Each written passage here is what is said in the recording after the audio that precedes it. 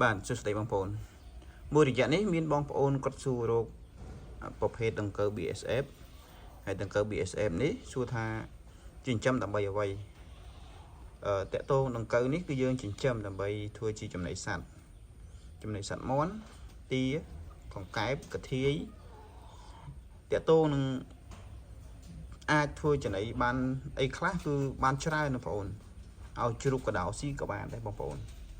hay bọc hếtตะเกียบ BSF នេះគឺជាប្រភពប្រូតេអ៊ីនដ៏សំខាន់មួយសម្រាប់ចិញ្ចឹមសត្វបងប្អូនអ្នកចិញ្ចឹមសត្វដឹងស្រាប់ហើយការចំណាយខ្ពស់ខ្លាំងទៅលើការទិញចំណីដែលមានប្រូតេអ៊ីនខ្ពស់នឹងតែម្ដងអញ្ចឹងដង្កូវនេះជាដំណោះស្រាយមួយដែលជួយឲ្យបងប្អូនចំណាយតិចនៅពេលដែលយើងចំណាយតិចធ្វើកសិកម្មបងប្អូននឹងស្រាប់ហើយគឺយើងអាចនឹងរកផលចំណេញបានច្រើន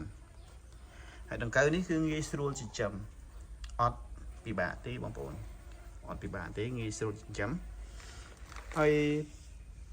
កាក់សំណល់ផ្ទះបាយទាំងអស់យើងអាចឲ្យស៊ីបានកាក់សំណល់ផ្ទះបាយទាំងអស់អាចឲ្យស៊ីបានបន្លែត្រីសាច់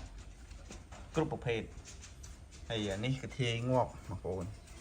អញ្ចឹងយើងឲ្យស៊ីកាធាយងាប់ហើយ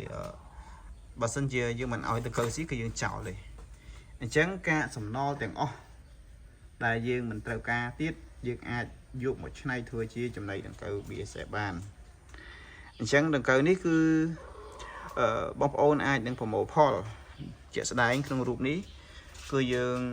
ចិញ្ចឹមវាឥឡូវហ្នឹងណាបងប្អូនដឹងអាយុប្រហែលថ្ងៃនៅគឺអាយុ8ថ្ងៃបងប្អូន8ថ្ងៃអញ្ចឹងយើងចិញ្ចឹមរយៈពេលដល់6ថ្ងៃទៀតទេបងប្អូនយើងអាចឲ្យមន់ទាកងានស៊ីបានហើយគឺលឿនអញ្ចឹងបងប្អូនមានសល់កាក់សំណល់ផ្ទះបាយទាំងប្រមាណហ្នឹងគឺឲ្យស៊ីបាន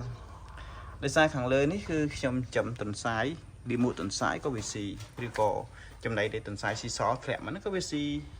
ហើយមួយទៀតគឺមន់ដងតាវដែលខ្ញុំចិញ្ចឹមហ្នឹងពេលមន់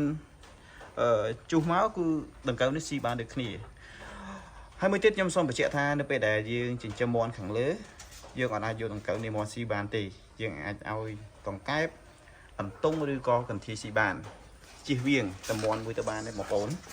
ជិះវៀងតមាន់មួយទៅបានហើយ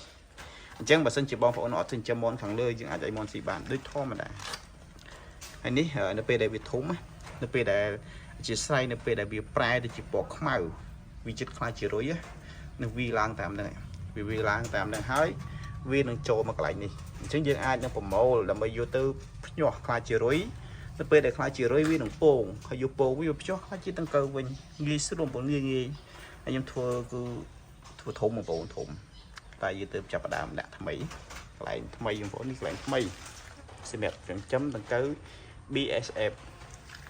អរគុណបងប្អូនទាំងអស់គ្នាដែលទស្សនាវីដេអូពីកសិដ្ឋានព្រៃអាហារយើងខ្ញុំបាទអរគុណ